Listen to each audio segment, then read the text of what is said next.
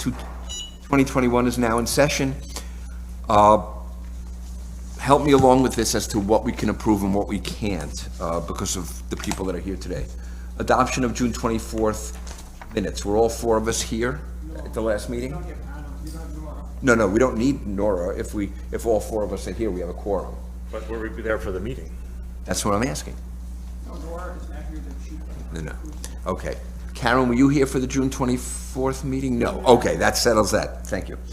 So we can't go over the June 24th minutes and the June 24th resolutions. We can't vote on them. The adoption of the August 5th minutes, Stanton, Cheslick, Karen, and us. So we can. Yes. Okay. So the first order of business is to approve the minutes from the August 5th meeting. Is there a motion to approve the minutes? So moved. Second. Any modifications or discussion? Hearing none, all in favor say aye. Aye. The minutes are officially adopted. The second order of business is to approve the resolutions from the August 5th, 2021 meeting. Is there a motion to adopt the resolutions? So moved. I'll second. Okay, any modifications or discussion? Hearing none, all in favor say aye. Aye. Okay, the resolutions are officially adopted. The board will now conduct the public hearings on today's agenda. The way we work it here is that the applicant or the applicant's representative will state the reasons for the requested variance and present any material or documentation which is to be considered regarding the proposal. Next, persons wishing to speak in favor of the proposal will be given the opportunity to address the board. Then persons who wish to speak in opposition will be allowed to address the board. Finally, the applicant or a representative will be given the option to make any closing arguments or comments to the board. Following the public hearings this afternoon, the board may make a decision on each application heard. The board may also decide to hold this decision until the next public hearing. If the hearing is closed, no additional information will be allowed into the record except for information that the board may request. That information will be available for public review at the zoning office in City Hall Commons. Staff will now introduce the first application. I would just like to add one thing before we start the public hearings. We did receive some correspondence from one of our previous applicants. This is pursuant to 910 Madison Street. We received a draft scope, and this is after you've made a positive declaration. The applicants have drafted a draft scope, and Brody Smith, who is our attorney helping with this matter, will explain the correspondence, which we handed out to you just a few moments ago.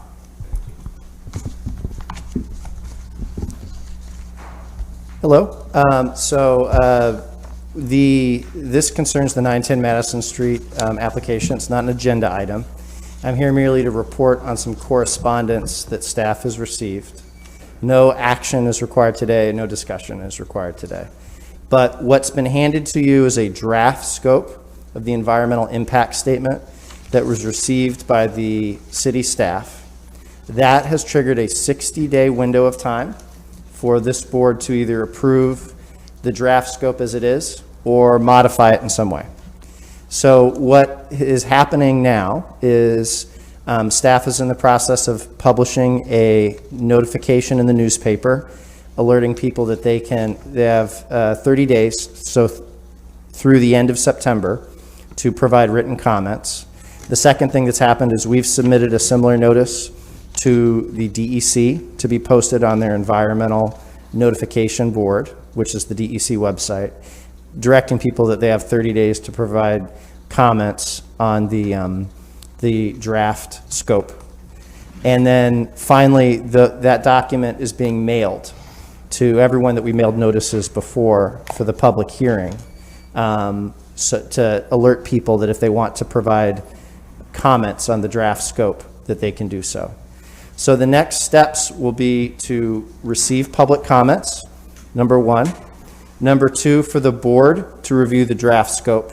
And my hope is to come back to your next meeting on September 14th And if this board has any comments about things they'd like to see changed in the draft scope or questions to me about the draft scope, is for this to be an agenda item on your next meeting so that we can receive those comments from the board, and that'll give me time. Let's say you do want things changed. That'll give me time to make those changes before the October 7th meeting. And then the ultimate goal would be for you to adopt either the draft scope as is or as modified on October 7th. Can I ask one question? You could let me know if it's clear in there, but what's a draft scope? Sure. So the board voted to issue a positive declaration on this application, which the positive declaration required that the applicant prepare an environmental impact statement to provide additional information on the issue identified by the board as requiring additional information. The scoping process defines what that document will be about. So what has been submitted is a 7-page document that proposes, these are the chapters. These are the things that the EIS would be about. Board, please tell me if you agree this is what you want us to write about. And if it's complete, fine. Then the applicant goes on and prepares an environmental impact statement and presents it to this board. If the board wants fewer things to be addressed or additional things to be addressed, the scoping process is our opportunity and the public's opportunity to provide input on that and say, that you missed an issue. We want you to also write about this other thing. So it defines the scope that the environmental impact statement will eventually cover. Will staff be reviewing this to see if it conforms with what we had asked for? Yes, we'll review it and we'll be prepared to answer questions at the next meeting. The applicant will be here and be prepared to answer questions at the next meeting. Any input you have, if you see something that occurs to you that you want them to write about that they didn't list, we'd be very interested to know that so that we can provide that input to the applicant. I think 5 people voted on this, if I recall, 4 or 5 people. The other board members are not eligible to participate in this case at all? I'll defer to your counsel, Ms. Ryan, about that, but I think that's what she said. I don't want to characterize her position on that, but I believe that's right. And if there is comment on the scope that's outside the realm of the scope that we voted on, who's going to have the authority to say, no, that's not? That'll be a board decision, and we'll advise you if something is clearly not germane. So, for example, the issue that you issued the positive declaration on was on preserving an architectural resource. If you start talking about stormwater or something like that, we're going to try to direct you back. Yeah. Us or the comments that you get, the comments that are received. So when we get comments from the public, we're not just going to automatically insert them, but we'll present them to the board, and if you view them to be helpful, then we'll include it in our changes. Very good. Okay. Thank you. So we will have a public hearing essentially on this draft. You may, but you're not required to by law. If you choose to have a public hearing, you ought to make that decision at your September 14th meeting and then schedule it for your October 7th meeting so you could have the public hearing before you vote. Might there be a public hearing later in the process too? Oh, certainly. Just not on the scope. Okay. Yeah. So you're not required to have a public hearing on the scope. You're only required to accept written comments. If you want to, if you think it'd be helpful to have a public hearing on the scope, you may. But there'll be a public hearing later on about the EIS. If we put it on our agenda, it will be open to comment from people in the meeting. Is that right? Not necessarily. No. Okay. Yeah. Not if it's a public hearing, yes. But if it's our regularly scheduled meeting and it's on the agenda? So for instance, what Mr. So Smith. just because it's on the agenda at the next meeting doesn't make it a public hearing. Right, it'll be a yeah. new business item as a discussion item for you to discuss what you would like to see if you, as Mr. Smith said, any changes to the scope that you would like to add or see, that is up to you, and that is the discussion for you to have, for the board to have. And if you decide after reading it and after thinking about it, you want to have a public hearing, you may. but you don't have to. Yeah. And I just want to be clear, we received this after the agenda was prepared and sent out, so that's why we are handing it to you now as a piece of correspondence. Okay, thank you. Staff will now introduce the first case. I'm going to be introducing from the chair today. Okay? So our first public hearing this afternoon is V-21-14. It's a continuation from our previous meeting. It's for a use variance to waive permitted uses at 215 and 221 East Glen Avenue, an application to establish a two-family dwelling owned by the Greater Syracuse Property Development Corporation, who's also the applicant. The zoning is residential class A1. Hello, I'm Terry Luckett, Syracuse Land Bank at 431. Mike, please. Thank you. I'm Terry Luckett with the Greater Syracuse Land Bank, 431 East Fayette Street. Can you hear me? Better, but if Better, you could but get not- it closer, that Or would be, you could move a little bit down. or turn the whole stand. How's that? Better? Okay. In our last hearing, the board requested to see our buyer's contract to purchase and the required renovation specs, and I sent them to you in my letter dated August 10th. You all got that?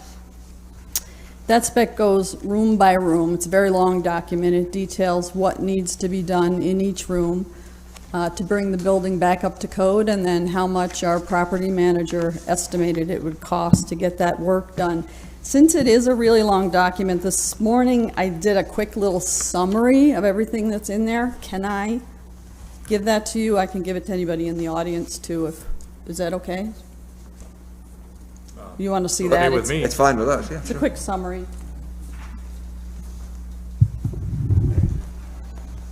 Thank you.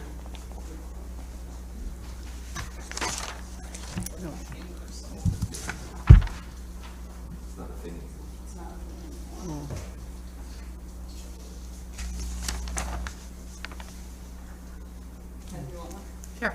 Thank you.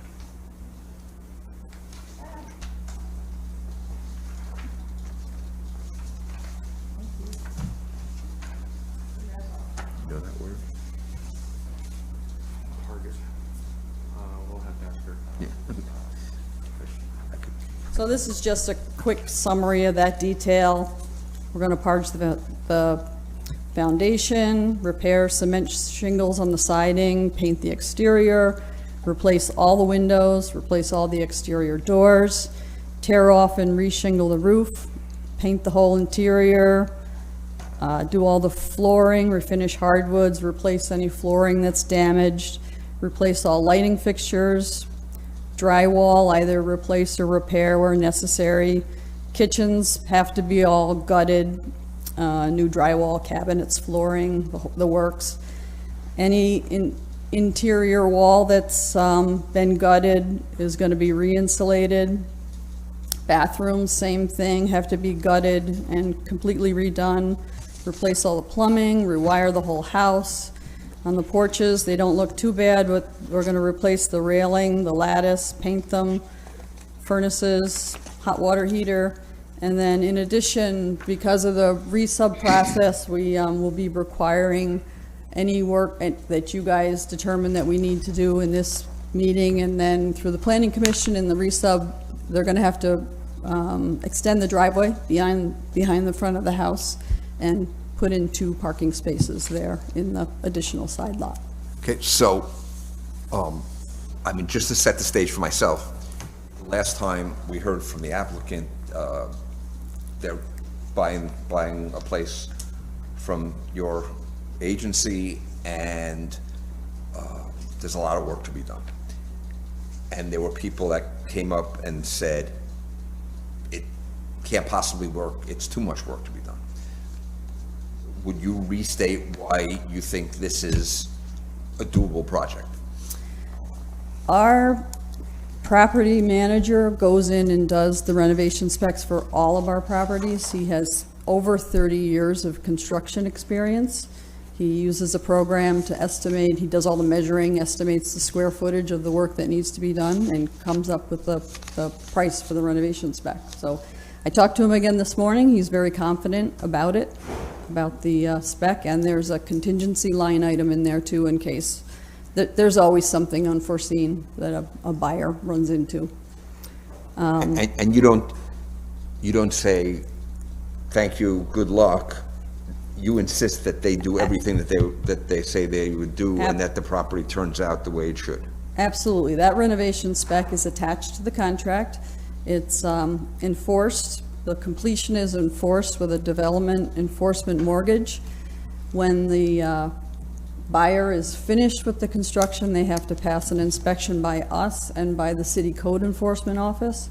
They have to get a certificate of adequacy from the code compliance office and a rental registry certificate to show that it's habitable.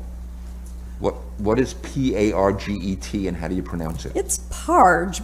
My boss and I were discussing that this Parge. morning. It's actually, I guess it's a French word. Well, that would be Parge. Parge is fixing the foundation. It's not collapsed or anything, but Now, with this, the, are you digging all the way down to the footer of the foundation, or? no, the foundation is exposed. At my, where I live, I had the side of my house dug up and they parged the wall, and it was expensive to have, I had Woodford Brothers do it, which they're not the cheapest people, you know, but they He looks for in the, waterproofing. he looks in the basement to see if there's any cracking or damage, and he apparently didn't find that down there. But the exterior wall of foundation has to be parged. But the foundation is stable. So parge is waterproofing? It's not stabilization? No, it's correcting the mortar that's between the joints. Okay. How long does does the party have to, are they allowed to work on this project? I mean, can they go 30 years, the length of the mortgage, or? No, or they 10 get a year. A year. Yep, after a year, we're after them to complete the project. And if they If don't? it's not, we could foreclose on it. So then, now the other, one of the options was tearing the house down. What is the price of that? I think I said that in the original. It was around 20,000 or something, wasn't it? It's, our demolitions are typically around $25,000. It's between $9 and $10 a square foot, so whatever that multiplies out to was the estimate I gave you. I have a couple of questions.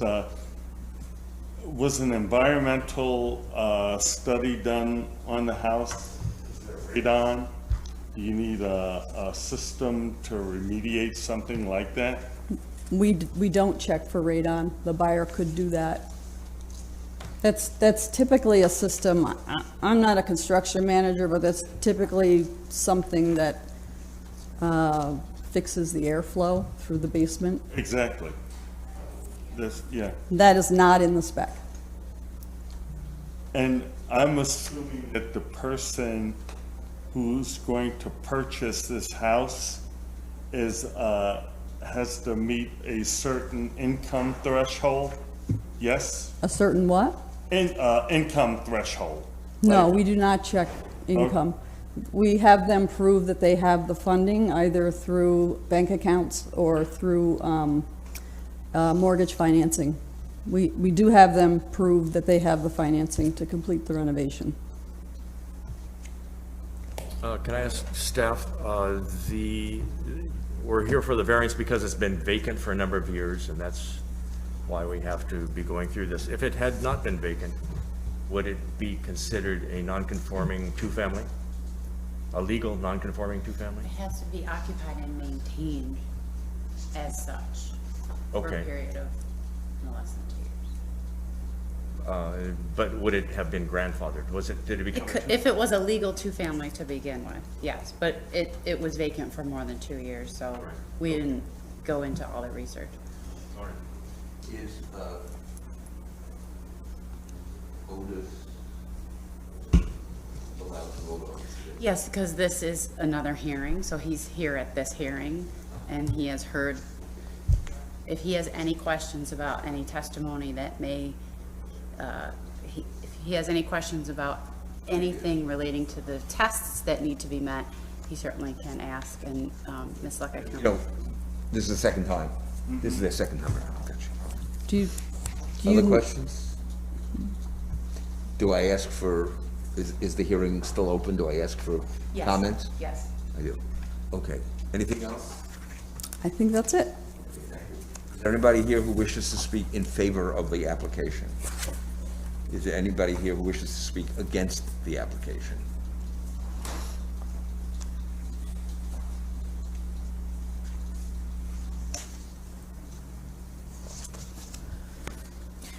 My name's Kathy Dwyer. I live at 211 East Glen Avenue, next to 215. I do have a question. When I initially called up about this house, I was told that it was not repairable. Now, if the gentleman who does all the estimates or looks at all the houses to see if they're rehabable or not, why 9 to 12 months later, all of a sudden he considers it rehabable? My question to you, and the applicant can come up and respond, when you said you called, who did you call? I called the land bank and Okay, was, so obviously I don't have the answer, but we Right. can get an answer. and I called a few times because initially, there was question as to who owned it. I had heard that it had been, sold to the land bank by the city. And I called a few times and then was told that the land bank did own it. And then the decision was made, that it was not rehabable. And if it was torn down, or when it was torn down, I would have the option, as well as the other neighbor on the other side, to buy the property. Then, several months later, somebody from the land bank was there, or somebody was cleaning the house out, I don't know which, can't remember, and they said, oh, the house is now going to be rehabbed. So I just question why, if this gentleman who has 30 years' experience initially says cannot be rehabbed, why several months later he says it can be. Now, I've talked about the foundation. It's the purging or whatever it is. It's a little bit more than just drywalling, I think. At least that's what I was told, because I have to have mine done. I have a cement basement, not the best cement basement, but it's cement. The floor, I flooded during the rain. I have a sump pump, and my basement got wet.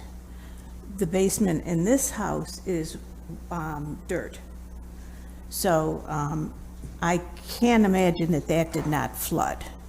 So I have to wonder how any furnaces, water heaters, et cetera, would do in that basement, how well they would perform. The other thing is, I have to wonder about mold. I was able to get the water up out of my basement. So I don't believe I have mold from standing water, but I don't know about next door. I will tell you that previously, before the house was sold to the previous owners, I had gone into the house, and the bathroom on the first floor was black with mold. All they did was paint it over with Zins or one of those things. In the pictures that you look at on Zillow, it certainly looks like there's black mold in that bathroom. And I don't know about the second floor. I don't know which bathroom it is. But I would not be surprised at all that that house does not have mold in it. And there's no cost estimate for how much mold remediation might be. Roof, siding definitely need to be replaced. The house is quite old. Is there lead paint there? And if you're talking about renting it to families, that could be problematic. The new plan is that most of the house is going to be insulated, but not the rooms where the walls aren't torn down. What happens to those rooms, as well as the attic. Now, on the other side of my house, it's a rental property. It's a whole house. It's 2 bathrooms, 3 bedrooms, I think. It's being rented for $1,200. So the estimate is that one of these apartments would go for $1,200. I have to wonder why anybody would rent an apartment with one bathroom, possibly 3 bedrooms, for $1,200. And the applicant had said that she was going to be renting to low-income people. Our neighborhood is probably low-middle. It's not a low income necessarily. There are some houses certainly, but there are also some houses that are more stable. So I have to question the rental, whether HUD would pay that much if somebody had HUD or a Section 8. So again, the whole application that the lady is talking about really is questionable. And again, my preference is either the house be torn down or the budget be increased, because I can't imagine how all this work can be done for less than $90,000. I wish I could get somebody who would work that cheaply, but that's not possible. Did you review the recent information that we got, the whole breakdown and all that? It Okay. was very difficult to figure that out. This makes it a little clearer because it was room by room. And again, there was a question, was the whole electrical system going to be updated or what? Again, and I forgot to bring it, I had picked up some pieces of siding, which I can't imagine can be replaced. And 2 people have told me that it's asbestos, which is a concern for me because I've lived there for 30 years and this has been blowing into my lungs. So I have concerns about this application. Thank you. Thank you very much, Mr. White. Anybody else wish to speak in favor, against the application? Sorry.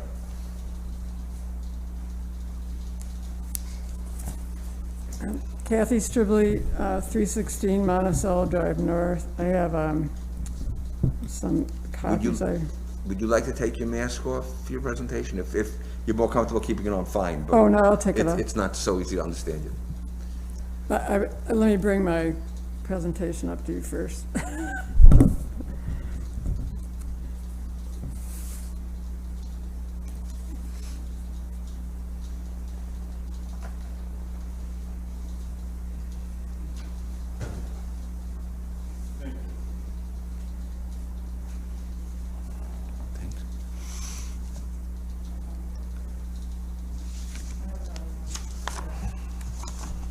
Thank you.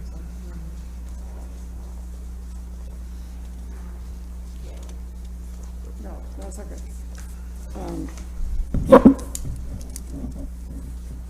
Okay, so I also reviewed this estimate, and this letter documents my assessment of, my assessment of the estimate. I think there's many major flaws in the estimate, in spite of the qualifications of the person who did it. The room-by-room estimate does not account for some major whole house systems, and in some of the rooms it talks about electrical, replacing the electrical in that room. But when you redo your electrical, you got to do the whole service, and I don't think that house has had the whole service redone in there. And if so, it's not mentioned, and it's in the basement, which I'll talk about later. But it probably needs an entire upgrade to the electrical system. It does mention plumbing, but because it's room by room, there's other things that I think are missed. So the room by room estimate recommends sort of piecemeal replacement and repair work that kind of papers over things like mold, and I'll get into lead paint, but I think there's lead paint in the building because of the age of it. And this papering over of things leads to long-term deterioration. You get tenants in, they tear it up, and then it goes downhill. We've seen it in other buildings. People go in, they just paint over things, they do a little thing here and there, and then a couple years later, it's a mess. And we've actually seen it on the street happen that way. And we get excited because somebody's going in and fixing up a property. Even this property got fixed up one time. And I remember going, oh, it's getting fixed up. Well, that was 15 years ago or whatever, and it was another paper over thing. And that door, if you look at the picture of the front door, which the frame is sitting outside of the building, that was done by those people. Okay, so that's the kind of work that we can expect. Which people? happens. I don't understand. The previous, one of the previous Right, owners. not this applicant. Right, not the current one. But I believe within this building, if you just paper over it, as Kathy mentioned, there are health hazards within this building.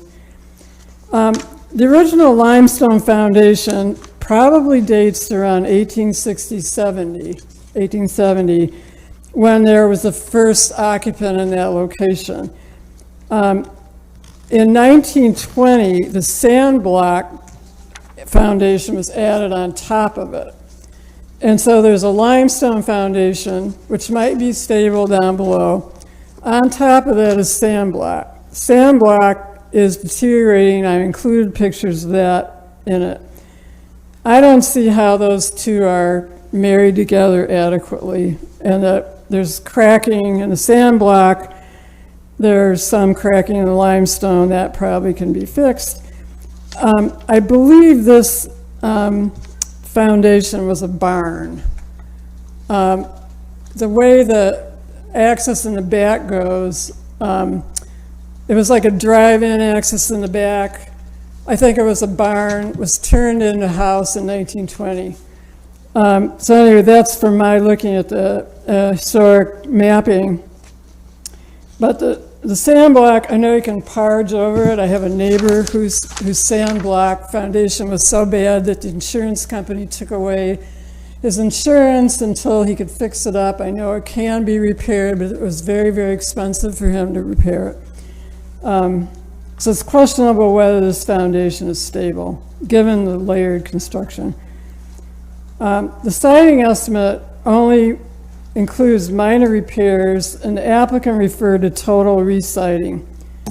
If the shingles are cement asbestos, siding should be completely replaced. The siding is in a precarious condition, and the power washing that's recommended would just remove more shingles and damage the underlayment and all the other stuff. The painting would be a waste of time, and then without doing the re-siding, you don't have the insulation of the shell, and then you get the heating costs, what I'll talk about later, increased heating costs of tenants. The porch requires more than incidental repairs. They would have to get into the foundation in the front under the porch to deal with that. The steps leading to the front porch rest on a deteriorated, partially removed concrete step, which is a trip step. The heights of this trip step and the first riser are a violation of codes. I think the roofing estimate is inadequate given the size, condition of the roof and the soffits and the current price increases. I think there's more decking, sheathing needing replacement than 5%, which they estimate. There's no ice backup protection or prevention material included, no downspouts, and the water on the west side is directed toward Kathy Dwyer's house at 211 East Glen Avenue. There's no attic insulation. It's a very large house. It's highly inefficient for heating and cooling. The rent's $800 to $1,200, and the heating costs would be extreme. The estimate only includes patchy areas of wall insulation, which would have little impact on the overall building shell. There's no estimate for upgrading the upstairs kitchen. I don't know if I missed it, but I looked through the whole PDF a couple times. There's an estimate for the lower unit kitchen, but not for the upper unit. So if you look at the Zillow pictures, the upper unit kitchen is destroyed, and That would include or increase the estimate by at least 5762 to use the same estimate as a lower estimate. Appliances are not included. Lead paint is not, they don't agree there's lead paint there. There has to be lead paint in that bill. It has to be. The basement is wet and it has a dirt floor. Nothing is included regarding the overall basement condition. The electric upgrade system is not included. The new furnaces and water heaters would be in jeopardy given the current situation. There's no replacement of the missing back basement entry door, which is braced currently with a board over it.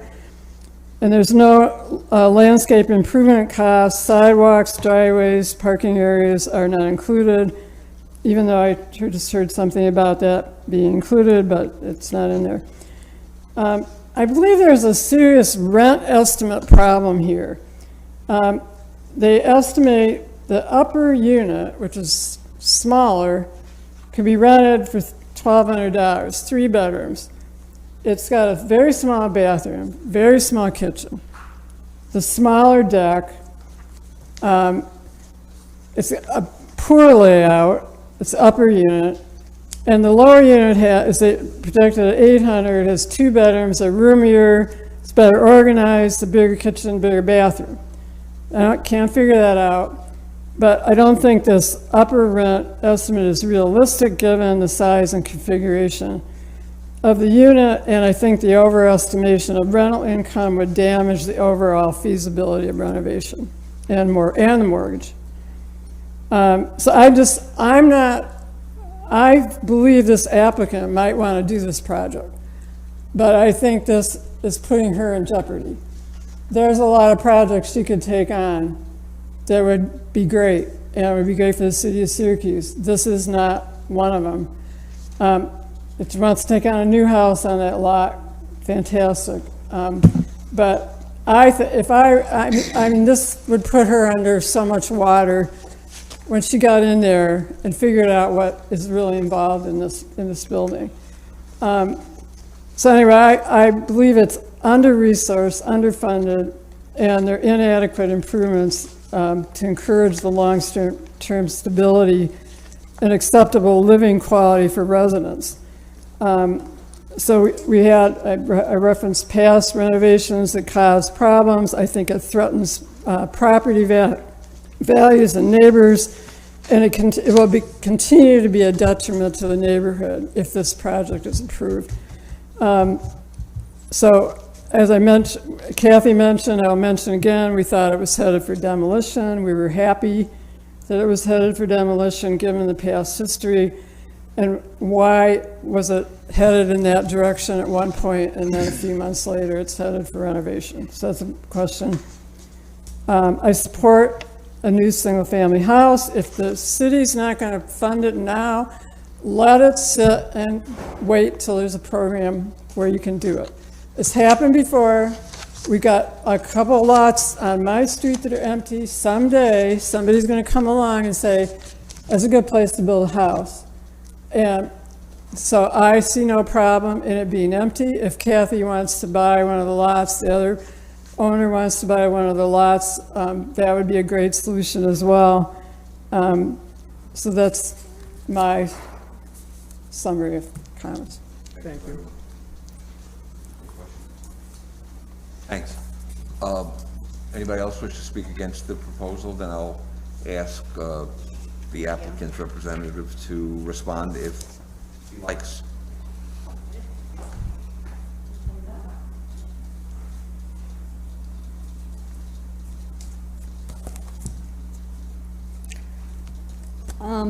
That was a lot to take in.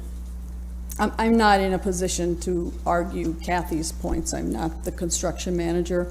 All I can say is I met with him again this morning. He's very confident in his estimate about how to renovate the property. As far as lead paint goes, you'll see in the contract that lead-safe work practices are required. Any lead paint that's disturbed has to be either encapsulated or removed.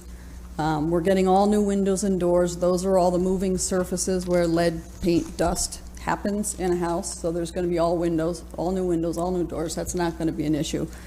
The first thing we do once this is concluded, we will sit down with the buyer, and she will have to give us a detailed estimate from all of her contractors. Sometimes it's true, I told you about the woman who came in who wanted to make this a single-family home. Sometimes it's true that their contractors will come in with, here's what it's cost to replace the electrical service, here's what it costs to replace the plumbing. Maybe their contractors will come in with a much higher cost, and she could at that point decide that this was not a viable project for her. And you're looking for signed bids from these contractors? Yep. So that's the next stage in the process is they get their actual bids. If they're higher and they want to pursue the project, they have to show us that they have the financing to complete the project. If not, the deal falls through. So what happens if it does fall through? We put it on the market again. You would put it back on the market as a two-family or one-family, or? I guess that depends on what happens here.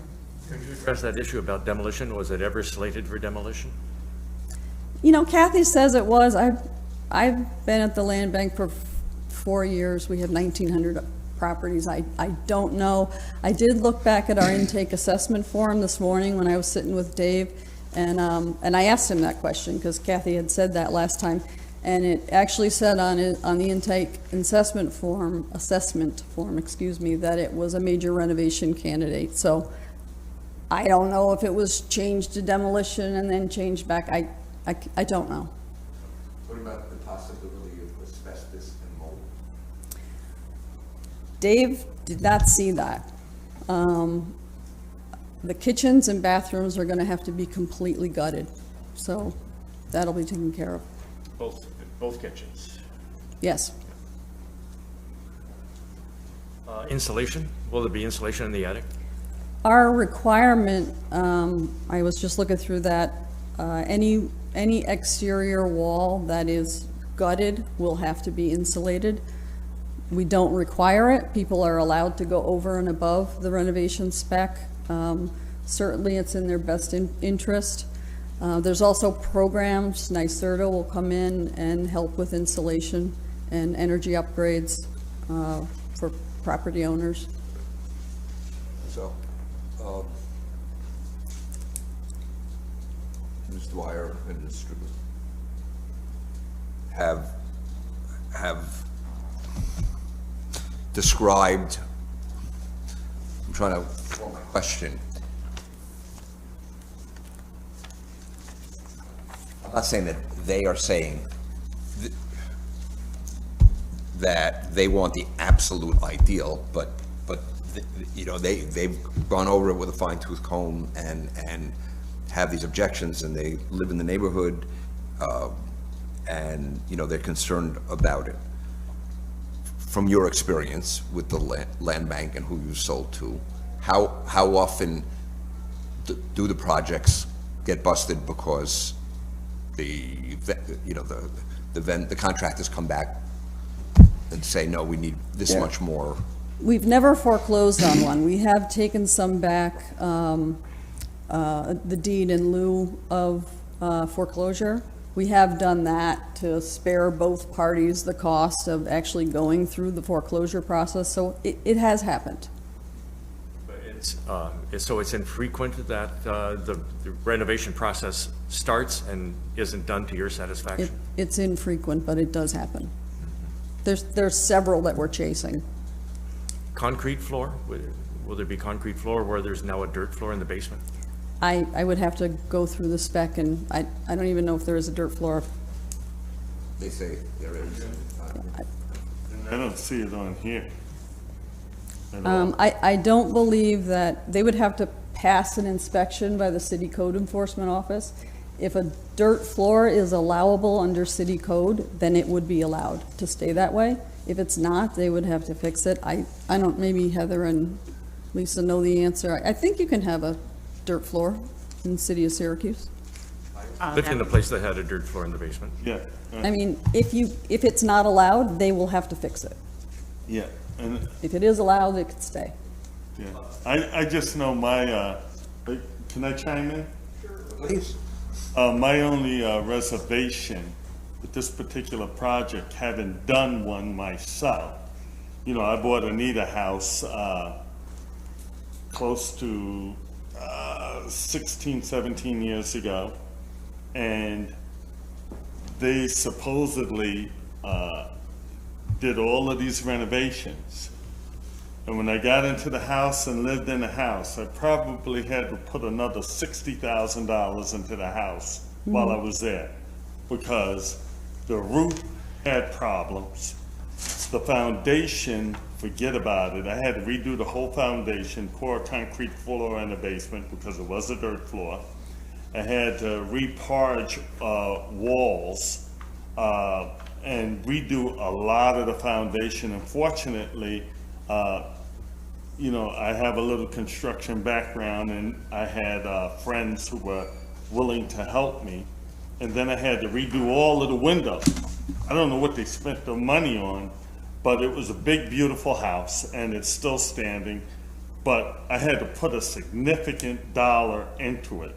And looking at these pictures on this house, I don't see how he could do it for $77,000, or she for $77,000. Especially two-family, and especially knowing what kitchens cost and what bathrooms cost. I mean, I wouldn't, if it was me, I wouldn't touch it with a 10-foot pole. But I could see the neighbor's reservation, because I would have real reservations if I was living next door to this. I mean, it's just, Well, again, it's scary. if their contractor comes in with an estimate that's scary, she may back away. I can't speak to that, but we do take pains to make sure that we're putting people in houses that they're financially capable. Right, of and that's taking care why I of. asked about the environmental study, because if there's radon, then there's lead, then there's mold, then Well, there's definitely lead. exactly. So that's just the start until you get in there, and 'cause I know what I had to do because I have bad allergies and things of that nature, so. Person is buying it as a rental property, they're not gonna live there, correct? They're not going to live there. Yeah. Yeah, But they see, will have to pass a rental registry inspection by the city of And, Syracuse. and that even scares me more, because people I know when I had my two-family, I always made the unit better that the person I was renting to than the one that I was living in. But I know most people don't take that type of attitude. They'll just get it livable, and they'll just throw anybody in there just to make the money, Well, I don't And, know if that's, well, What would that's been decide my it? experience. too. no, I And understand. that's just the reality. All you Yeah. gotta do is go around Syracuse and drive and look at the rental properties that people live in, and that will, that will answer your question. And the other side of this, and again, we'll have a chance to discuss this, among the board, is that the land bank is there for a reason. And these are ambitious people that want to do a project. And so, there's those sides, and again, we'll talk as a board about that. What I would like to know is we have our criteria. I'm not looking at it right now, but the whole issue seems to be, are they going to spend enough money on this? Is that something that we consider as well? The task at hand is to decide whether or not this should be a two-family. Based on the evidence provided, weighed against the 4 tests, you can see For instance, the applicant cannot realize a reasonable return provided that lack of return is substantial as demonstrated by the competent financial evidence. I believe in your paperwork, there are alternatives. There's a demolition alternative, a single-family alternative. And they tell us And why that's not a economical. two-family. Yeah, right. So that is, if you, I guess what I'm saying is, if the board doesn't feel that the estimate is accurate for the two-family, you can always ask for more information about the one-family or the demolition if you don't think that there is enough here. But really the task at hand is it appropriate to be a two-family dwelling versus what would be allowed by right, which would be single-family? And if the evidence that you see before you does not help meet those criteria, then that's what the board should discuss. I would just reiterate that your safeguard is that we are requiring this buyer to bring us bids from her contractors, and if those bids exceed the renovation estimate, she will need to provide proof that she is financially capable of executing the project. And if not, we'll let her go and list it for sale as a two-family and find somebody else to do it. Right, and just as a reminder, this is maintaining a two-family, not creating Maintaining, one for the correct. first time. Correct. And it's been a two-family for a long time. Yes. And there's no requirement for the person to live there. No. No, it's going to be a rental. To finish this out, electrical upgrade plan, is that part of it Yeah, whole house upgrade. for electrical? Yes. And a new service? Yeah, that's typical. Okay. Plumbing, any plumbing? Plumbing, yes, whole house. All plumbing will be redone. Yeah, typically these says houses replace have all been plumbing. vandalized and the plumbing's been stripped out. The rental market, is that a realistic rent? I think that estimate is realistic. One's a 3-bedroom and one's a 1-bedroom, I think. People are getting those rents. Yeah, I didn't find them overly high. I mean, we don't require that they're Section 8 tenants. Those are just market rates for that area, for the area. Okay, So again, even if it's denied, she can still make it a one-family and sell it. Yeah, keep it as a one-family, because then there would be no need for variance, being an A1 residential area. and their case is that it's not an equitable thing to do. It's I not. think she's making the case that it would not be financially feasible Yeah, as a single yeah, family. well, yeah. If it was, they would be marketing that, and she gave us the numbers. So, again, we'll discuss that. Thank you. Thank you. Next case, please.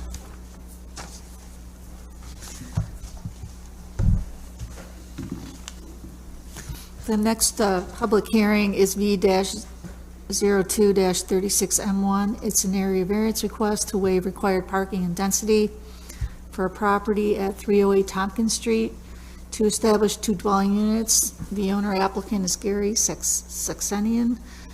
The zoning district is local business class A. I'm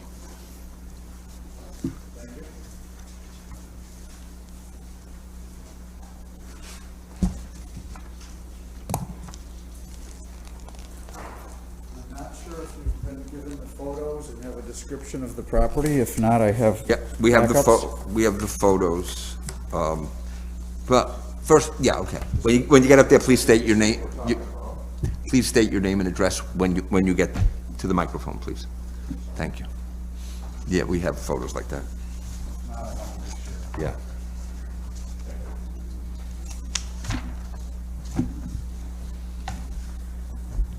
Hi, I'm Gary Saxenian, the owner of the 308 Tompkins Street building. Just an address, please. Your address? 308 Tompkins Street, Syracuse, New York. Is that where you live? I reside at 108 Fireside Lane, Camillus, New York. Here's a large photo of the same photo I just gave you, which is a 2-story brick building. If I can take this off, as you mentioned to the other person, I will. I'm here requesting an area variance to establish a 2-family dwelling by waiving the required parking issue V-02-36M1. Now, I would like to read to you the facts and issues in reference to this hearing, if I may. The history of this building, which is located in Tipperary Hill, has a colorful past and has been a positive fixture in the neighborhood since 1885. In the beginning, it was a bakery. In the 40s and 50s, it was a candy factory, and in the 60s, it became a toy warehouse, which transitioned into a bicycle distributor for over 30 years. Since the year 2000, it has been an auto parts business, a condiment kitchen which bottled mustard and horseradish, and it was also a boxing gym. It most recently has been a bicycle hub for the City of Syracuse's bicycle ride program. This building is a two-story masonry 40 by 100 structure. It is a mixed-use building with a commercial first floor and a residential second floor front apartment and a rear storage room. This storage room is the space I am requesting to convert to residential. A similar resolution granting a variance regarding parking for this building was approved December 19th, 2002 by the Board of Zoning Appeals, and I have copies for you each of that. I think it was in our packet. This is all in our packet, yeah. We had a copy of that already. Yeah. Yeah. I believe so, correctly? Yeah, yeah, we have it, thank you. It says that I was there, which makes me quite old. Maybe you remember that. Those papers are here, which you have copies of, which it was approved. The application for this was V-02-36 back in 2002. This approved resolution permitted a one-family dwelling on the second floor by waiving the same parking requirements within the local business district Class A. I am requesting the same thing here. I have copies of that variance, approval by the BZA on the middle of page 2, which if you don't have, I also have that, stating that it was approved. Do you want to see that, page 2 of the same paperwork? Yeah, we have that, thank you. Okay. Middle of page 2 at the bottom.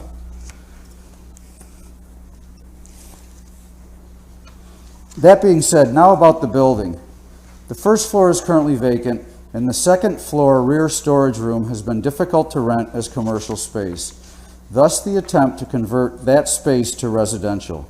So while increasing the residential component of the building, I would like to retain the current driveway and parking use as it has been for over 100 years, while keeping the existing right-of-way intact. The Department of Zoning raised parking concerns, and to specifically address this concern, the building across the street is across the street from Coleman's Restaurant and Bar.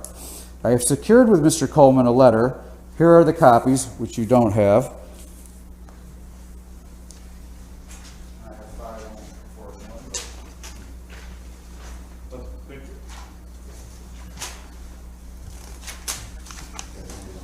No, we don't punch.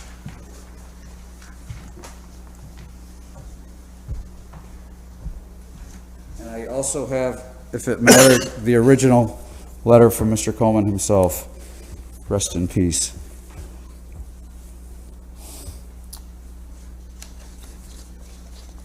My building is across the street from Coleman's Restaurant and Bar.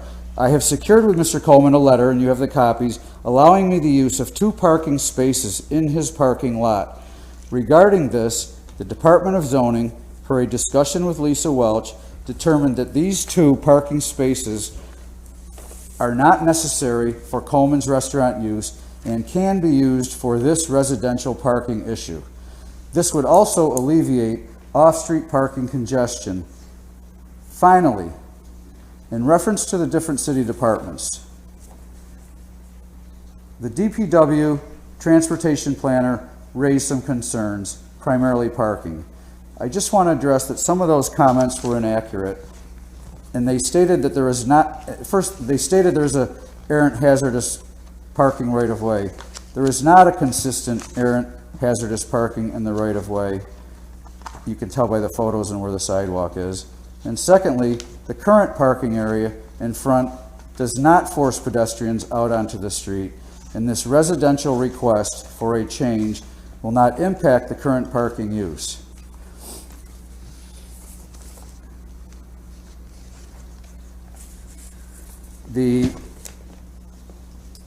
I guess in summary, I've presented to you that I'm trying to convert a storage space in my building to a residential space by solving the parking issue by using the Coleman's parking lot and also allowing the original right-of-way in front of the building to remain as it is. And that is the primary question and concern. I thank you for your time, and are there any questions? Sure.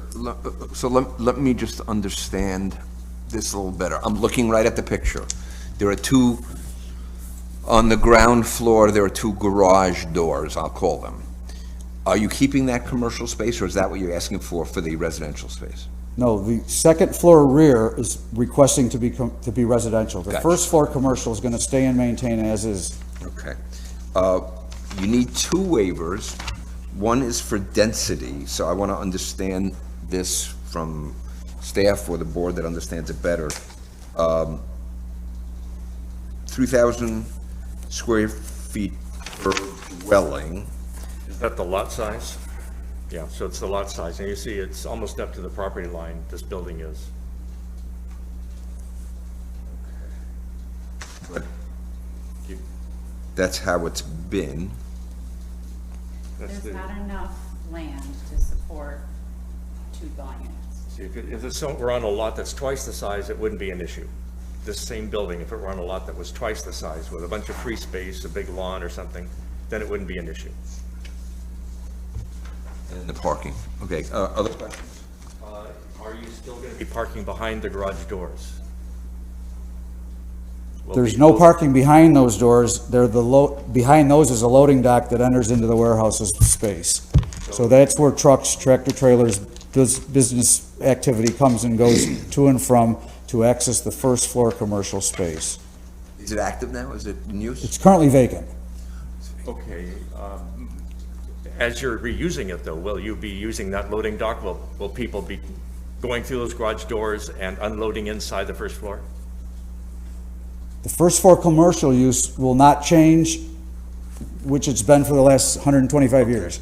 So that's going to consistently be active as a commercial space. Above that, in the first floor front, is the current residential apartment that was approved 20 years ago. That parking was waived, which is the same request I'm asking to be waived again for what is the second floor rear space, currently a 40 by 40 empty room, which I commercially rent for storage space, but as I mentioned, I've been unable to rent it. So that's why I'm attempting to convert it from commercial to residential. Okay. That's But led us to the driveway will still be used for Correct. vehicles to go over. Not for the residential use, but for the commercial building Understood. space as it has been in front of the doors. So the curb cut and the, well, the curb cut has to stay then. That's the hope, because on one side is a driveway that shares with the residents, and on the other side is only 10 feet of curb cut taking, Is there a driveway that goes all the way down the side of the building to the back? yes, on the right, which is the owner of the right house next to me's driveway. That's So- not your driveway, that's No, their and they driveway. touch, all those driveways touch. And you don't, do you share that driveway? You go to the back? No, it's his. My property line stops on the line of the building wall. Okay. Is there any way to get a vehicle to the back of the lot? Nope. No, okay.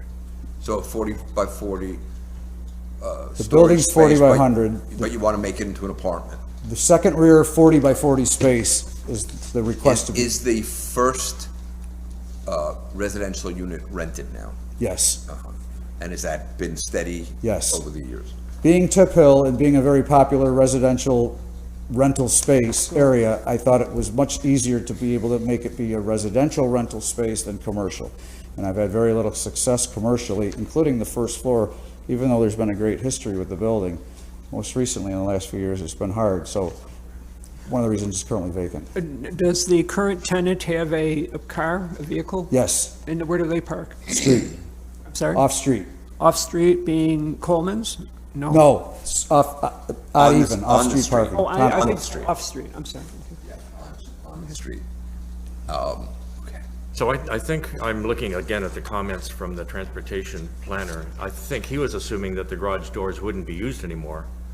But Yeah, that that's- was that's not the misled, I case. don't know where that came from. Now, usually we allow parking in the driveway if there's a parking place beyond the driveway inside. So, but the question here is it big enough to actually park a car without Well, sitting on there the is, sidewalk? you could park 2 cars inside of each garage door, there's 20 feet past that door before you get to the loading door. He's not gonna But use my that for tenants, residential. who are the commercial renters, do not park inside for their use. But when you're talking about maintaining parking, you mean in front of the garage doors Yes, outside? for trucks and business to continue And to then that's the operate. question, if a vehicle's parked there, is it gonna be blocking the sidewalk? Well, there's no parking signs and no one's allowed to park in front of either garage door for that reason, and it's been that way. I mean, almost- that's not in question, I don't think. It's entirely in the right of way, so it's not allowed. There's been no encroachments that we can find. So unless unless the driveway goes directly into the parking spaces, as Mr. Stanton said, and unless those garage spaces are being used for parking, then that you cannot park there because it's So on that- the right of way. So that's another part of what we're deciding. That's what the transportation planner is saying. Now, there would need to be an encroachment, but you can comment on that in your deliberations. So we can't even give him permission to park there? No, because it's not at all. In the right of way? No. Okay. Nor am I requesting that, which has led me to the Coleman's letter and the use of those 2 parking spots. So as I request to introduce this second residential dwelling unit, which is going to create parking, I've tried to absolve the parking issue by letting the Coleman's parking lot spaces take up that need while not disturbing, disrupting, or changing the current right-of-way intact in front of the building, and letting the commercial use maintain with those garage doors. I understand. So Heather, are you saying that the commercial use is in question? That's what I want to understand, is the commercial use. This, the applicant says that for years and years, it's been, Bakery, candy factory, you know, boxing all these gym. kind of things. So it would have to be whatever is either allowed by right in a business class A zoning district, or what has been there most recently, which I believe we asked for specific information of what is on that first floor. Because the first inclination is to say, well, you have 2 parking spaces already within the building, and I believe Treat it like a garage. Sextinian said that there is some kind of tenant in there, but I'm not sure that we're clear what that is. There's not a tenant now, it's vacant. There has been a tenant for many years over the years, and most recently it was the City of Syracuse's bicycle ride program. That was the hub for the repair, rebuild, battery charging, and distribution of all the bikes to the sites. So whatever would be in there would have to comply with and be consistent with the local business class A zoning regulations as far as the use. Okay, and that's the issue for just maintaining the curb cut? No, if the curb cut were to be maintained, there should be parking in there. From our necessarily understanding, if- there's a business space in there, so you cannot, it's not a garage as it was built as. It's a commercial space. It's a mixed-use building. Based on the floor plan, we got floor plans? Yeah, based on the floor plan, it's not a garage, it's a tenant space. Like a loading dock. Right, well, that's But what not I for understand. vehicles, though. Well, these may not be issues that we have to decide as a board. The main issue for us is whether the 2 spots at Coleman satisfy the need for off-street parking. But that's the one thing, but the other thing is the density. And the Well- density. Also, parking has to be in the same zoning district and within 500 feet, so, I mean, It sounds like we'd have to look, I don't know. Coleman's is pretty close. it's across the street. The So, parking lot is, and the bar restaurant is 100 feet over and 100 feet down. Or we could have just absolved them. I mean, it still has to be waived because residential parking has to be on site. So you still have to consider the waiver of the parking for the residential uses. and there is street parking. I mean, I'm Off-street, familiar yes. with the area. Not even, yes. You can park around there. Okay, is there a? Parking in that neighborhood is at a premium because it's Tippery Hill and it's rental property and it's odd even. thus my thought to back it up with 2 spots by the Coleman's parking lot. I got it, we can't consider that. That's not relevant to us, that he's got 2 spaces across the street. Or This, you can consider this as justification to grant him a waiver if this is, yeah, And- but and then it is. it really has to be, there has to be a signed lease agreement with terms and conditions. This So is it's just, under his, this is just permission, but it's not a full contract or. right, like, in the zoning ordinance, you have to have a signed, it has to be under your ownership or a signed lease agreement. And it has to have terms and, you know, for how long does this go for? Is it 1 year, renewable lease, et Are cetera? they just giving this to you, or are you paying for it, the parking spaces? It's a courtesy. We've been family friends for over 50 years. Rest in peace. He died yesterday. I don't know if you know that, but his son, the manager and owner of the restaurant as well, is Dennis Coleman, who signed and documented the letter. Is he going to mark those spots so they're always available for the tenants? No, but there's hundreds of them up in that lot, and it's understood that any 2 that are open, because there's always dozens or more vacant 7 days a week. It's understood that if your tenants park anywhere in that lot, they'll be okay. Absolutely. Okay. That's what we ironed out in person, face to face. So that would need to be spelled out in a signed lease agreement. I think anybody parking this. So the issue of parking in front of the garage doors isn't one that we can decide, because cars parked there will be outside your property line. It'll be in the right-of-way for the city, and that's the issue the city would have to decide. But you could, based on the transportation planner's comments, have in your resolution reasonable conditions to address the transportation planner's comments. Beyond the issue of just parking there. And because permission would need to be sought from the common council for that, and, but when that comes to me, I would comment whatever you would comment, meaning Meaning there could be some green space beyond the driveway and. if they're not gonna be used, if those are not gonna be used as garages, there would be no necessity to physically drive into them. Sounds like they're gonna be driving trucks in to unload. Can I just state that on that same page you have of the 20 years ago V-0236, the resolved resolution in the middle of that page at the bottom where I was granted the parking requirement waiving with one those, unit. there's these 4 conditions which they allowed me to do back then, and if they could be looked at again today, and if those same 4 could be adopted again as well today, they would be similar or the same as what I attempted to do and did successfully 20 years ago. I can read them to you, or you guys have them in front No, of you. we have them, thank you. Thank you. I believe so, yeah. I know I saw the case, but do we have the detail that he's talking about? It's page 2 of the VO236 Page form. 89.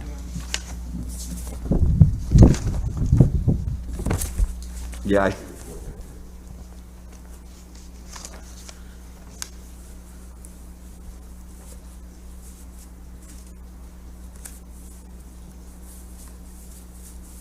Actually, I don't see what, from the transportation planner, we could still ask for if the doors are still going to be used for vehicles to go in and out of, and the cut will still be there, the curb cut would still be there.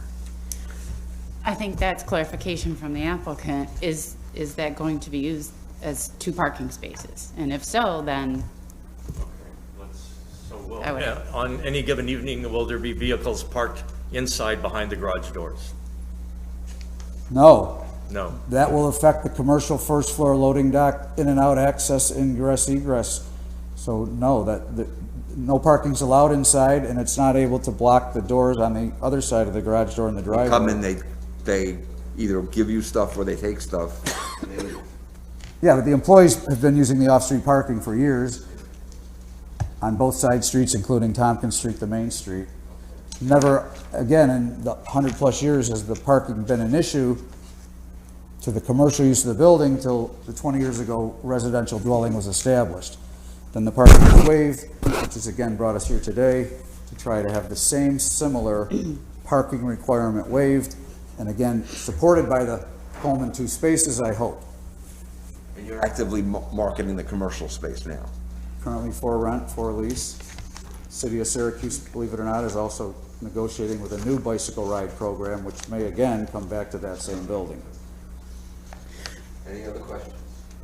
And I would just clarify with the applicant, is the commercial space in the front or is it in the back? And what is that front piece going to be specifically used for? Okay, I think you heard that. Say it again, I didn't understand all of it. What, the front space, what is Second that? floor? First floor. What is that physically going to be? What's the land use in there? What is it going to be used for? First floor, Yes. it's under all the uses allowed in the local business district A categories. Right Right. behind the garage doors. It's a garage. It's a 20 by 30 garage before you enter the loading. I have photos if you'd like to see.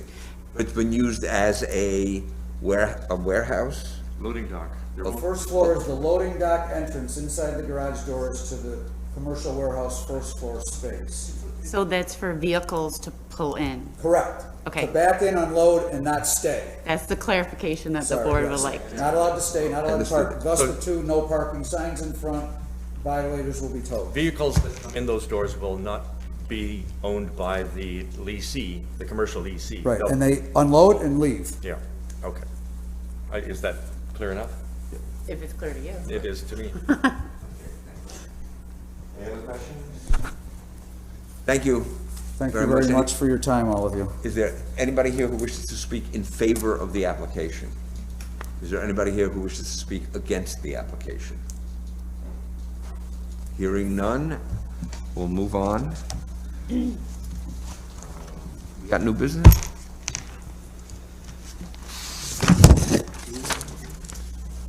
Yes. Yeah, we have the one, Genesee. East. Okay, let me just get to that. Okay, yeah, right, V1715, 728 East Genesee Street. I think what's held this up is we've asked for somebody to come and represent it, right? Okay. So, The planning commission is also reviewing a time extension on this, and they held it open as well. for the same reason? We don't know the reason. Well, I'm asking. For that, and there was a commission member missing that they felt was instrumental to the conversation, and so Got it. it will be on Monday night. Okay, so, we'll need you, anybody who speaks, your name and address, and then just give us an overview of what, a little bit of the background and what you're asking for, please. Great. My name is Brian Sivin, S-I-V-I-N. My address is 1 Saddle Lane in Roslyn Heights, New York, R-O-S-L-Y-N, Roslyn Heights, New York. And the applicant is 728 EG SU LLC. So as I said, I'm going to provide you with an update. Is that what I can do here? Yes, please. Thank you. So I guess my name is Brian Sivin. I'm one of the owners of the property. And also with me is Andrew Schuster, who is with Ashton McGraw Architects, and he is the architect on the project. So as a way of background, the location we're talking about at 728 East Genesee Street is that round church rotunda building with the bank building attached to it. What's that? The old Christian Science. Absolutely, across from Foreman Park. When we purchased the property, it was vacant and out of service. Our plan and approval for the property is to construct a new L-shaped apartment building around the church and maintain the church, which will be 191 units. It's a mix of studios, 1 bedrooms, and 2 bedrooms. And then our objective is to find an adaptive reuse for the church, so keep the church structure in place and find a new adaptive use for it.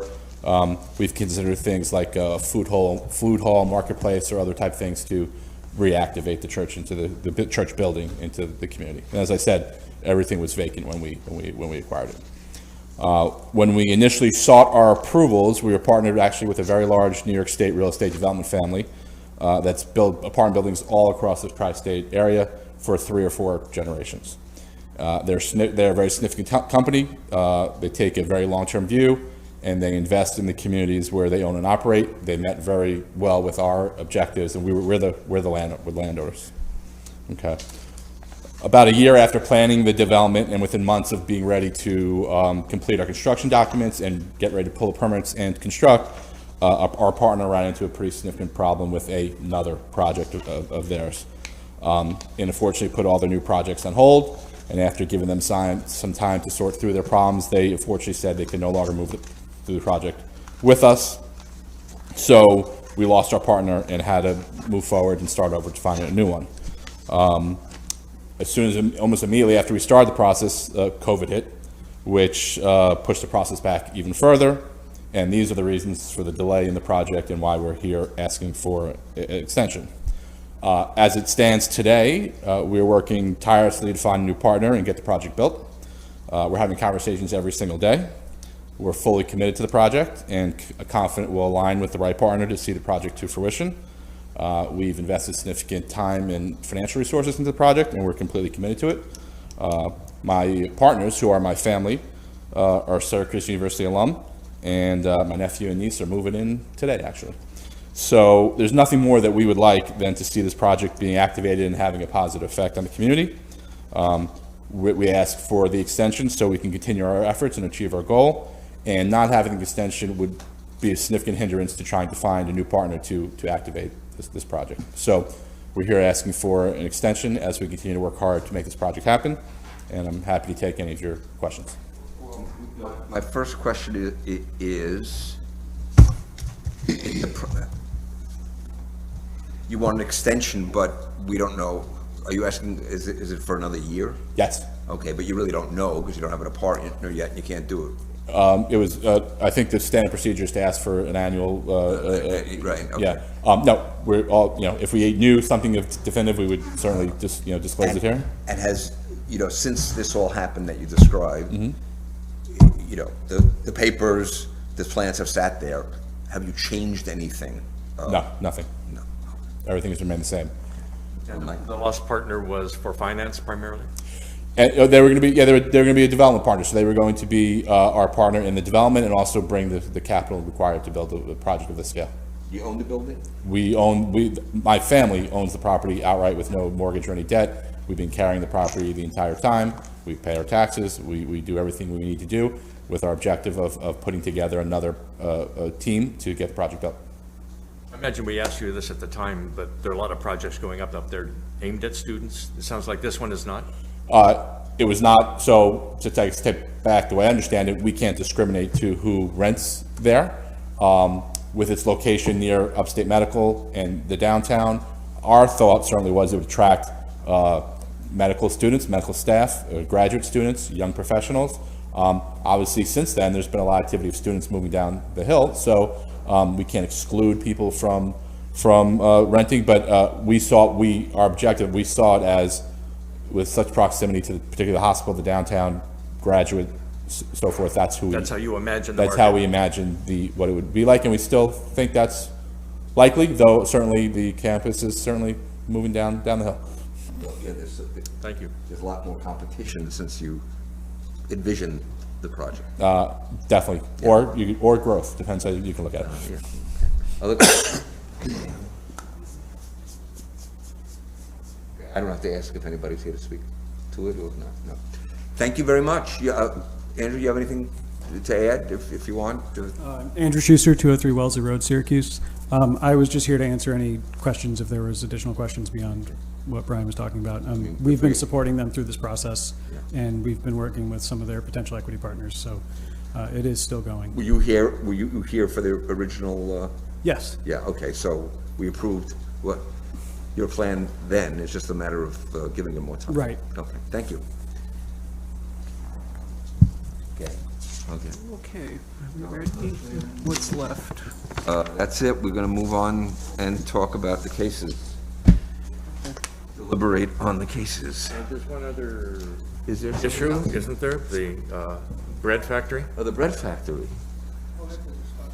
That's a discussion item. So that's later? So- Yeah, discussion. Oh, later after, okay, so we want to deliberate first. Okay, so B 2114, East Glen, Land Bank case, is there a motion?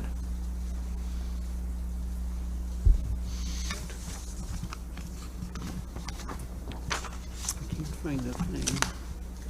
Say, I'll repeat it. Is there a motion?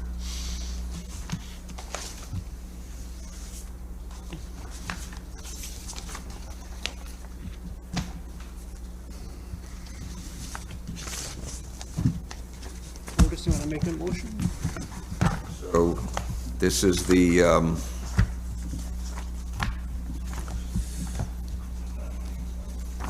maintain a two-family house, lots of information on the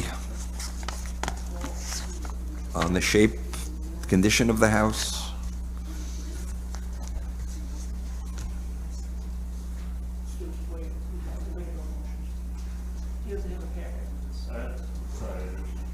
Okay,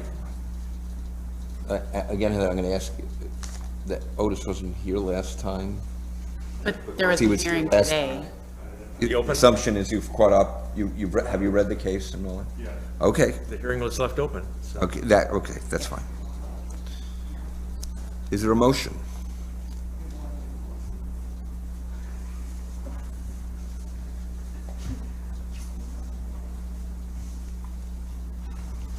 Well, I'll make a motion, we deny. Is there a second?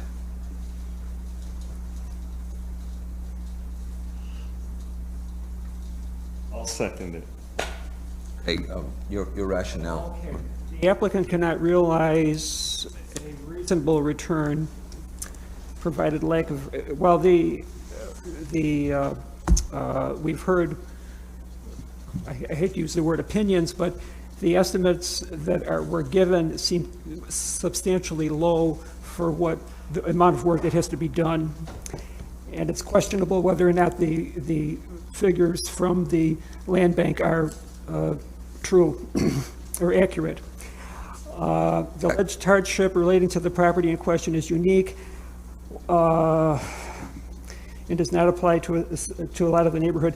And then again, it's most of this is, we're talking a residential A1 locale, and they want to make this a two-family home. The requested use variance, if granted, will not alter the essential character. Well, like I just said, this is an A1 residential, and they want to make it a two-family. And the hardship is not self-created.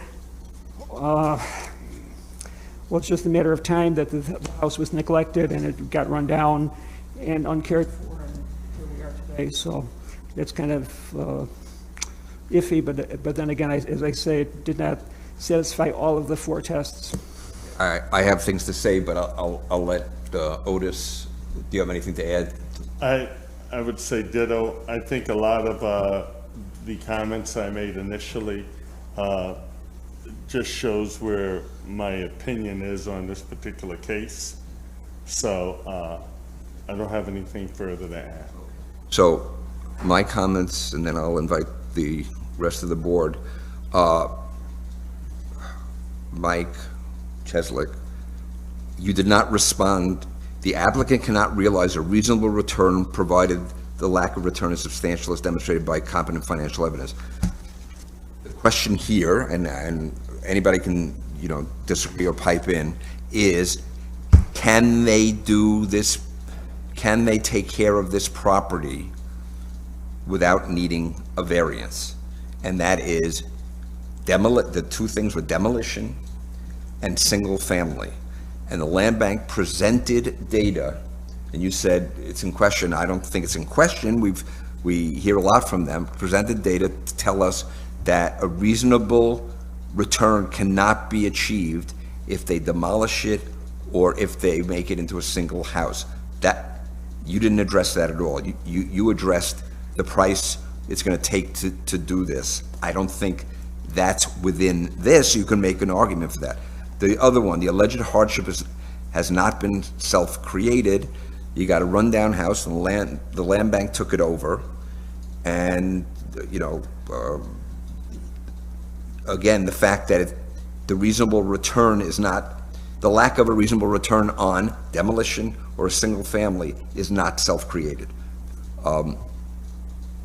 Anybody else? It has to meet all four standards. The one about improving or impact on the neighborhood is the one that I'm worried about.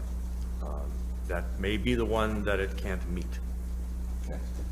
Again, just by way of discussion, debate, or whatever, they're coming in to an eyesore and they want to fix it up.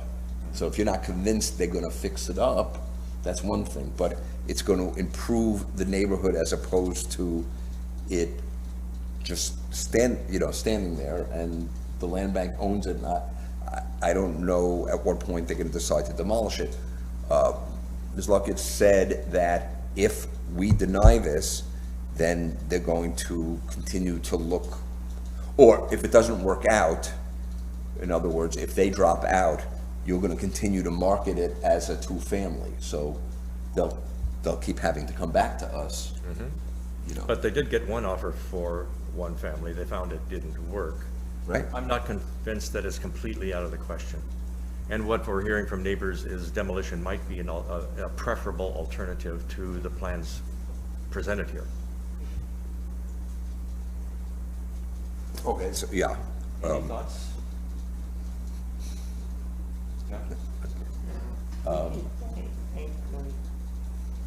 Yeah, I don't, to Mike's point, I think it meets the criteria, and again, you didn't address the test, I don't think so. I mean, I'm just saying, I think, I'll tell you what I think. I think that the people that are buying, that want to buy this, should be given the opportunity, because if it turns out that their contractors come back and blow away with higher prices, either they're going to get the money or they're going to drop out. So I would give them the chance to improve. I have, based on past experience, I have trust that the land bank has a strong process, which was described a lot here as well. That's my opinion. No, they have. There's a dollar breakdown why there's not a reasonable return to make it a one family. It's not an argument. Their argument is in the numbers. Okay, I mean, if I have to, we go back to their. Are the numbers in here this time around? Well, there is a letter. Yeah. Economic analysis? Yeah. Single family, and they just give one number, I think it's 150,000. And then I'll find that page for you. I mean, and also, Page there's evidence. 69. There's evidence because somebody wanted it as a single family, and they found out they couldn't afford to do it. So that's evidence as well. Evidence against. To my feeling that to give these people a shot at doing the house. It's 150 to make it a one family, and then this person thinks they're gonna make it a two family. So Well, They estimate 127,000. 127,000. 127,000 was for the one family? Okay, so look at page 69. Yeah, Those are their standards of proof, written argument. And I don't know if there's a specific breakdown of the. Okay, but the reasonable return. 50 So or the buyer intends to renovate the property as a two-family, single-family.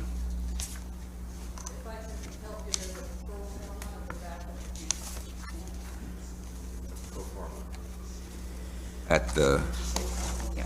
Is there a breakdown of specific for the single family like you gave for the two?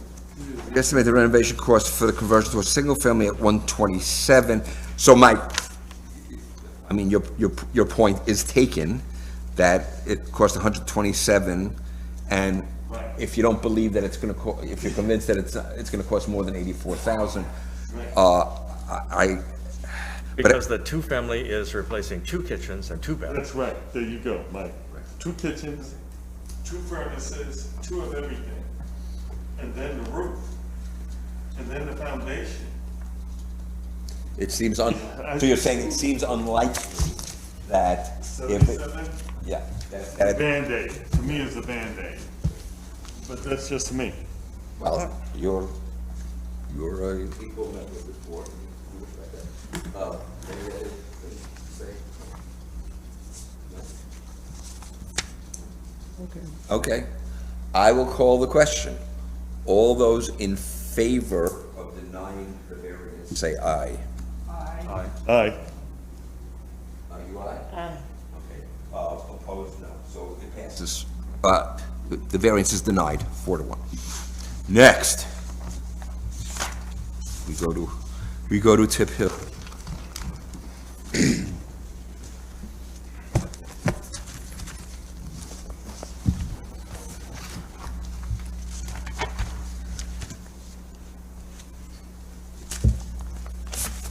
Peter Coleman added color to our discussions here in the past as well, so we're thinking about him today as well. V02-36M1, the area variance 308 Tompkins Street. Is there a motion?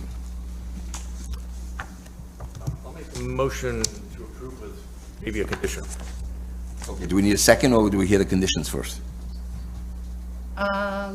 Say the conditions first. Good, okay, because, yeah, we have to. Okay. Well, I was going to say that there'd be no parking in front of the garage doors unless it's approved by the city, but that's a given No, you anyway. can say that. You could- I mean, it is You a could given still anyways, but stipulate that, and it- I don't think I'll have a problem with that. If you would like to affirm the transportation planner's comments, then that would be appropriate. I think his comments assumed that the doors were going away, and that the curb cut would go away. And I don't think we can affirm them on that basis. You can, if you, you can. So I would just, So I'll say with the condition, understanding that no parking will be allowed in front of the garage doors, outside the building, unless approved by the city. common council. And when you say parking, do you mean Or left overnight, overnight? Okay, you don't have no problem. Well, or at any time. or at any time, yeah. Is there a second?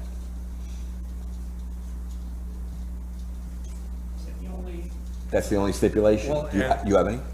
That's the only stipulation. But this is also in regard to density, and we're waiving the parking requirement. So you're okay with all those things? Yeah. Is there a second? Second. Oh, yeah. What page are they? Page 79. All right, will there be a change to the neighborhood character? No. You know, often here we're saying there's going to be something worse or better. I think there will not be a change to the character. Are the alteration solutions available so that the variance is not needed? This is a building that covers the lot. There's a space at the back, but there's no access to it. So I don't think, other than waiving the requirements, if there's going to be tenants here, I don't think there is an alternative. The magnitude of the variance being requested is not great. The day I was there to look at the building, there was available parking on the street, so even if it's not available in Coleman, I think parking on the street is available. Will there be an adverse effect on the surrounding neighborhood if this variance is approved? I don't think there'll be a noticeable impact. As a self-created difficulty, given the history and the many uses of the building, the way the building uses the site, I don't think you could say that this is a self-created difficulty. Got anything to add, Mike? I would just say it's a unique situation with the layout in terms of Yeah. versus being vacant, so that would be, Not going anywhere. right. And the condition is understood, you have language good enough for that? Yes. And any and all other local, state, or federal rules, licenses, et cetera, will need to be followed. Recommend that they consult the traffic planner, Transportation planner. yes. Any other discussion? All those in favor of approving the variance with conditions, say aye. Aye. Right. You're all set. Thank you very much. You're welcome. East Genesee Street, B1715, the new business, time extension. Second that one, Otis. We don't have to go through the test here. Time extension. Time extension. Karen seconds. Karen seconds. Second, okay. Okay, any discussion? They- It just seems like, They've lost their partner. Yeah. I hope they find one. Yes, I'd like to see this I project would love move that. forward. I would love that. I'm afraid they might be back here asking for another year if they still haven't found a partner. But it's worth giving them an extension and a chance to get this done. All those in favor of the time extension, say aye. Aye. It's unanimous. I don't hear any opposition. Now we talk about the bread factory.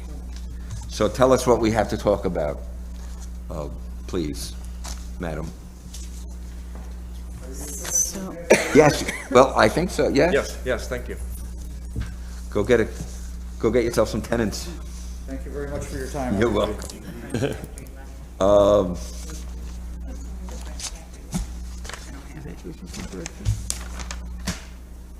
So this new business item is a request from CIDA to act as lead agency for a project owned by Syracuse Bread Factory LLC. There are 4 properties involved across the street from one another. 111 South Beach Street, 1419 East Washington, 1425 East Washington, and 200 Maple Street. In the letter from Bousquet Holstein, acting as their legal counsel, CIDA's legal counsel, they've outlined the specifics in text. I don't know if this will be coming to the board because I don't have any plans. There's not a lot of information with this. Covering all their bases by doing this. But it is a requirement that, to send this to, we could be a potential involved agency along with the planning commission. Do we have to vote to say, yes, CIDA, we vote that CIDA, we recommend that CIDA be the lead agency? Yes, you have Yes. to take a vote to say whether or not you think it's okay for CIDA to be lead agency for this project. That's all you're doing That's today. all we're doing.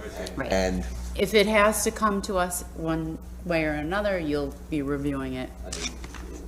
we're not going to dig too deep as to whether other agencies should be the lead agency over CIDA or that if we should be the lead agency. You can think about it. Unfortunately, I don't know what review this board would have because I don't have any plans. So is there a motion to recommend, to agree with CIDA being the lead agency? I move that we approve CIDA being the lead agency. I'll second. All those in favor say aye. Aye. So we're clear of that. There's nothing yet on the agenda for the next meeting that we have to vote on? No, we have no authorization. Yeah, except that the Temple thing's coming back. Is that anything we have to vote Well, on? that would not be a hearing. That'd be a new business item. Motion to adjourn?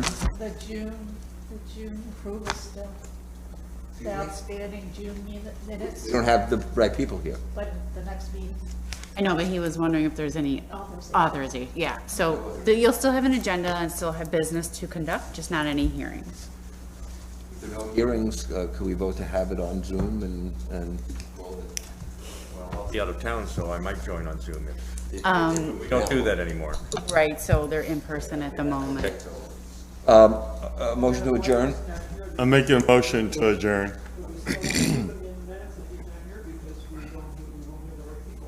There we go. Then it's pushed off to the meeting after. Otis made a motion to adjourn. Is there a second? I'll second. Okay, all those in favor say aye. Adjourn. Okay, everybody, remember to take your Costello paper, right? I mean, I put my pen on it to remember to take it. The other stuff, it's up to you. Don't forget your time sheet.